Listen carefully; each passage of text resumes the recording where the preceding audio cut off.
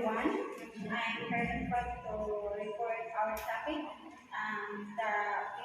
The oil price, as you can see, wala tayo ni ka PPT kay nakahimo na ko visual aid. So, kinakabit So, back to the topic. Oil price shock.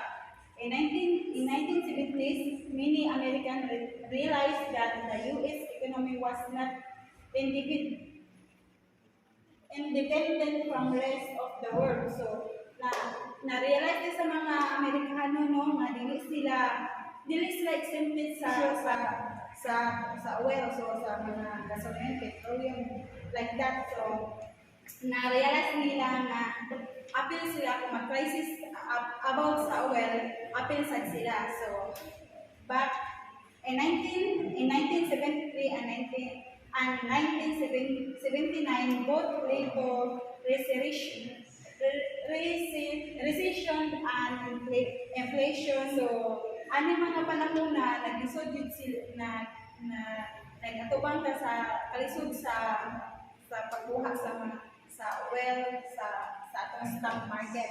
So, the Persian Gulf area so that their export earning rise faster than they could spend.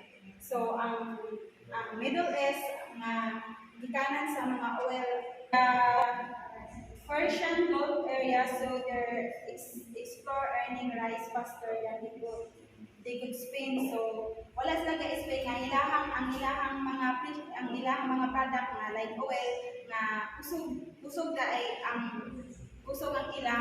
kusog ang angkat sa world kontra sa ilang nagamit or nag-imo.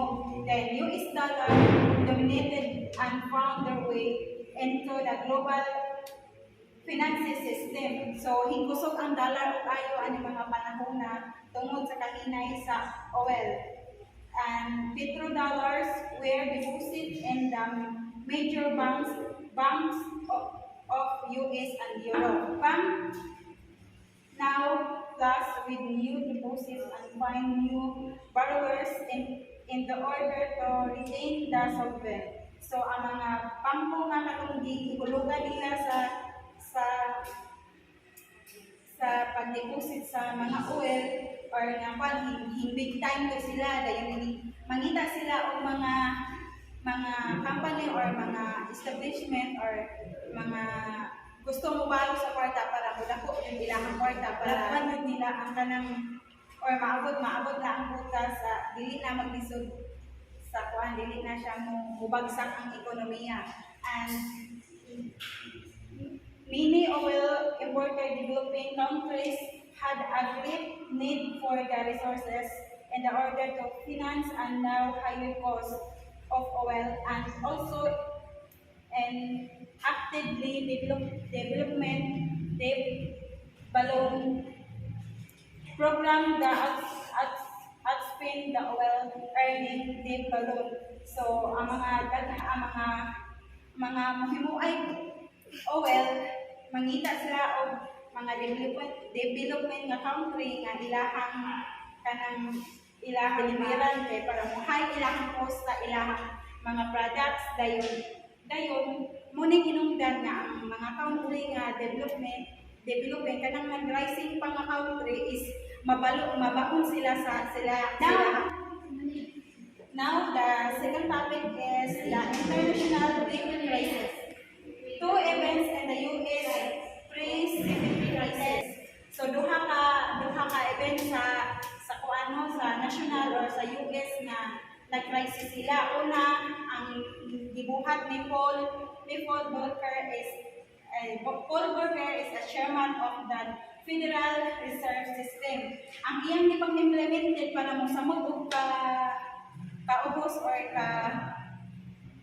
lisod ang US is iyahang tight monitoring the policy, iyahang pa yung ipakuan ang policy nga nagipahugtan and then fight the double-digit inflation in US. Fight nga ang ipataas ang mga buhis tanan-tanan iyahang ikuan mo nang ang mga US like US nga kuan yun sila mga first world country naglisod naglisod gihapon sila kay naa lagi hapon yung mga tao nga ga-implementar sa mga inflation nga mutaas sa tanang palaliton, tanang buhis, tanang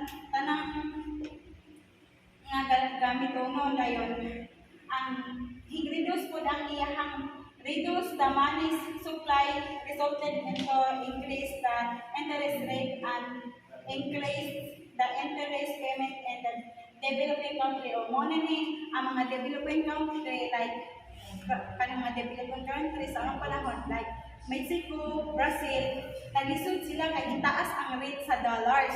So mas double ilahang nautang sa kuan, mas double ilahang bayron sa ilang utang.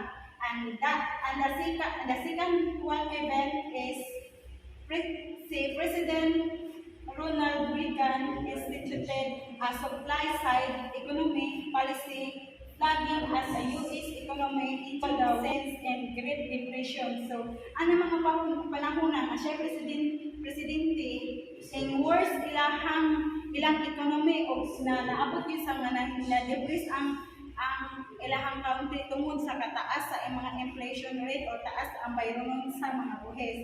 And then, the economy in the U.S. is served as downturn, murag balik sa dati. And countries that was paying the obligation earned to pay their debts. So, ang daghang developing na country like Mexico, Argentina, Brazil, and many others, ang tungod sa kataas sa inflation, tungod sa kataas sa bayron sa utang, maong na wala na sila kabayad sila mga obligations so na kay hindi ko man og ayo ang ilahang dollars. And last is IMF during the programs requiring display austerity measure on the group of countries. However, and the weather and the storm. So, nag-i-restock niya din si IMF, nag-i-restock niya ang mga program para mabalik export, promoting allow rice adjustment to shift their production away from every energy intensive. So, ipang-promote na niya ang mga rice nga ipang-adjust na niya ang kanyang mga kuan para mabalik na sa dati ang mga presyo tungkol sa bagsak ng ekonomiya. Then, country that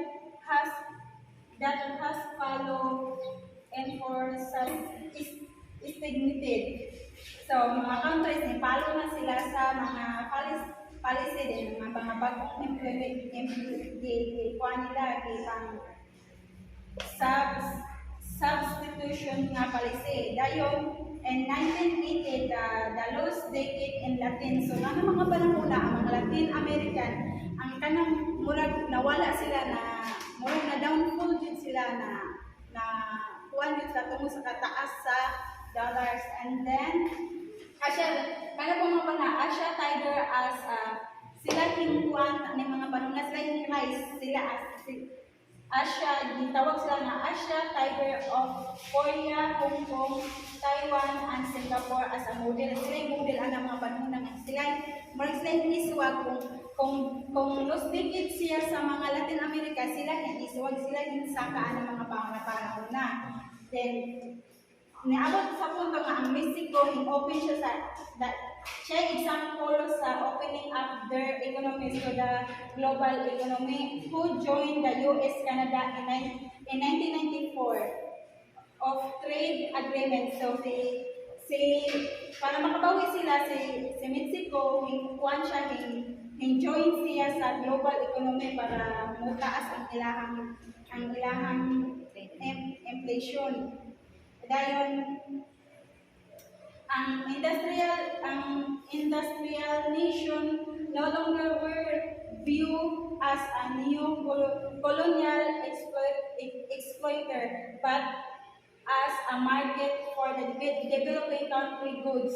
So, dili na siya matanaw nga kuan, nahimo na silang gitanaw na sila as a market for developing countries. Then the investor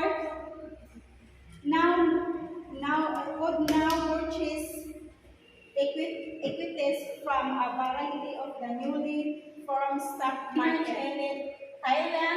Malaysia, Soviet Union disintegrated after European allies overthrew their hingkwan ang daghang mga sa Eastern Europe hingkwan sila silbi murag hingkwan sila ba murag pataas sila himbuhi sila sa communist government so gusto na nila nga mahimong kanang murag dili na sila mabutan kita sa mga kuan sa mga like komunista. Concept of economic system. Economic system are the means by which countries and governments distribute resources, trade goods of service. Kasi lima klase sa factor of production. Una, labor, kedua kapital, keempat physical resources, kelima information resources. Dan dapat saya tolong basic economic system. Una, traditional economic system. Kedua, plan economic system. Kedua, market economic system. Entrepreneur, people who want to run companies or start their own business. Mga ang entrepreneur kanang tao ka magkuhan, sugod ka sa atong business daw, atong negosyo. Traditional economic citizen obtain power in trended economic custom, command economic or plan economic, central government make economic decision. Market economic, future private decision about the distribution of goods and service.